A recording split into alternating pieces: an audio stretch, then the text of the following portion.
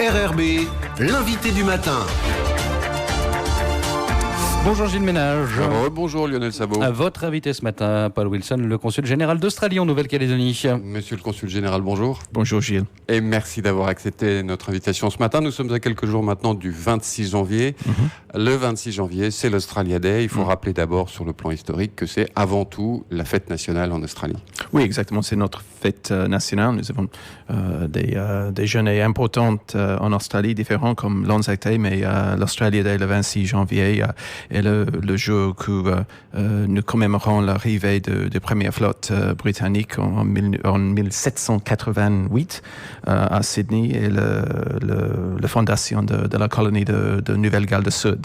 Mais évidemment, c'est un jeu, une fête nationale qui est évolué un peu depuis elle a beaucoup changé depuis quelques années. C'est surtout maintenant l'occasion en fait pour les Australiens de réfléchir à leur identité, à leur culture, à leur mode de vie aussi. Oui, absolument. C'est une journée importante pour nous, comme vous avez dit, pour la réflexion sur notre société, sur notre pays.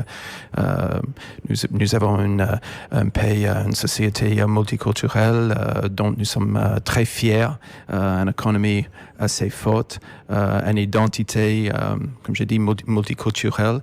Nous avons une histoire importante aussi, des ombres et des lumières comme en Nouvelle-Calédonie.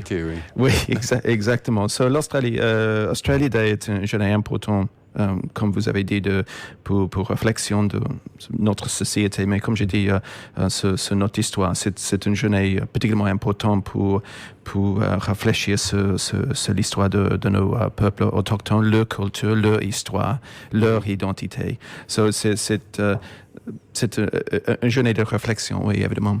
Alors justement, j'ai presque envie de vous poser la question, puisque c'est l'occasion de réfléchir à l'identité australienne. Qu'est-ce que ça veut dire aujourd'hui être australien ?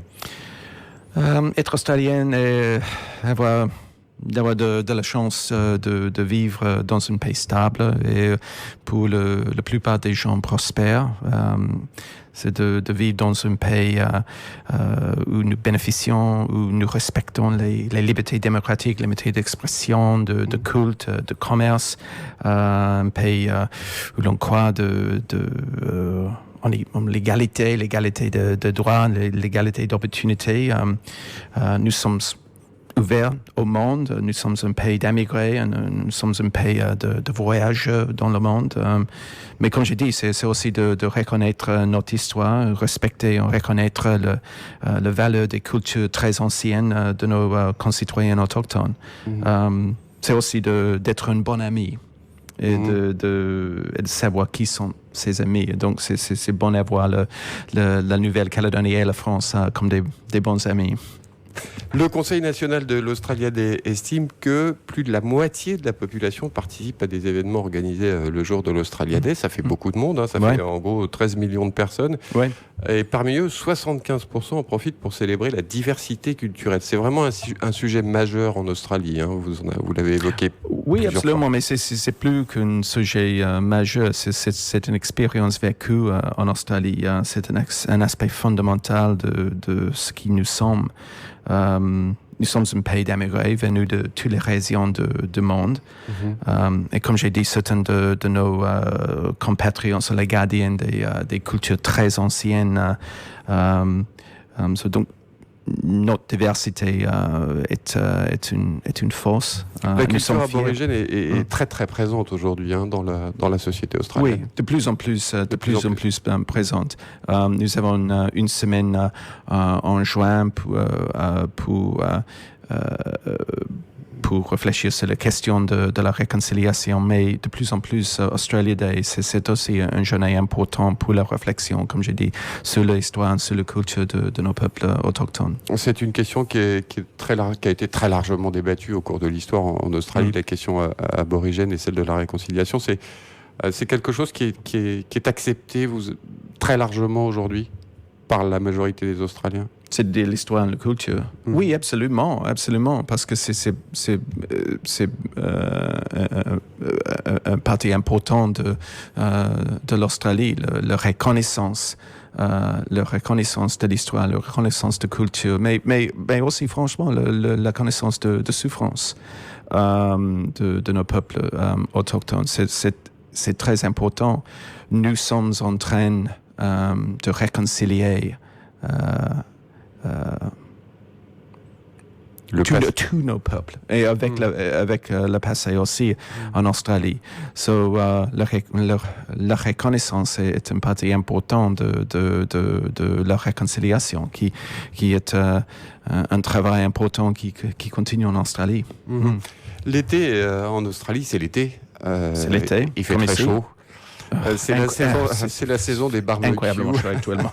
C'est la saison des barbecues, du cricket. Et cette journée du 26 janvier, elle permet vraiment d'évoquer tous les sujets. Vous-même, vous êtes diplomate, bien sûr. Ouais.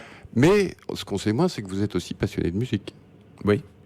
Alors, dites-nous un peu plus là-dessus. Parce que la musique, quelle musique?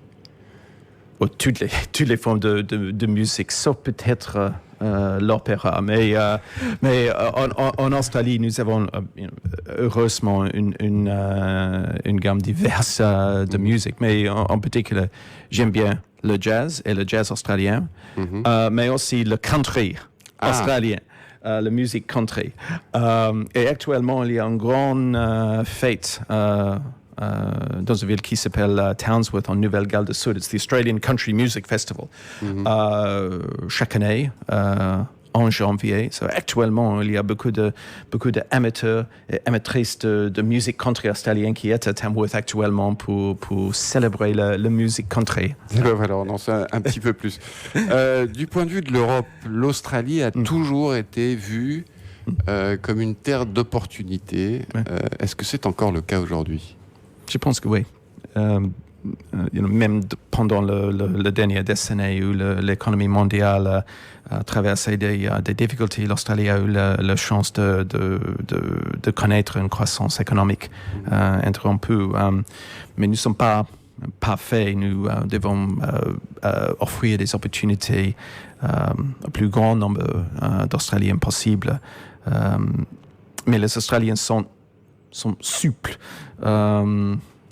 Ils ont une approche pragmatique des difficultés. Ils ont une capacité de changer, de s'adapter et de réformer.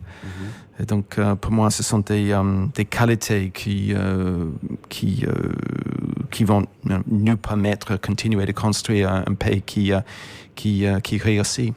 Est-ce qu'il y a toujours autant de Français qui sont candidats pour venir vivre en Australie, travailler en Australie ? Oui, il y a beaucoup de Français qui habitent, qui travaillent en Australie. Nous avons certains dispositifs pour encourager les Français, les jeunes Français, y compris les Calédoniens en Australie, comme le visa. Le visa vacances-travail, il y a un arrangement réciproque entre la France et l'Australie. Donc, les Calédoniens, oui, exactement, ont l'opportunité de visiter en Australie et faire du travail avec les visas comme ça. Il y a une demande pour les Australiens à travailler et à voyager en France, il y a certainement une demande pour les Français en Australie aussi. Et nous voyons aussi de plus en plus les entreprises françaises en Australie. C'est pas simplement une relation entre peuples, c'est une relation économique entre des entreprises de plus en plus importantes. Monsieur le Consul Général, nous sommes dans la période des vœux, encore un petit peu, jusqu'au 31 décembre. Quels sont les souhaits que vous pouvez formuler pour la Nouvelle-Calédonie en 2019 ? En 2018, c'était une année très importante pour la Nouvelle-Calédonie. Donc, j'espère que en 2019, la Calédonie va continuer à créer son histoire en tant que membre de la grande famille de Pacifique, dans la paix et dans la prospérité. Et l'Australie est un voisin, un ami à la Calédonie. Et donc, j'espère je souhaite, comme j'ai dit, la paix et la prospérité et l'amitié pour la Calédonie en 2019. Paul Wilson, merci d'avoir accepté notre invitation ce matin. Merci beaucoup.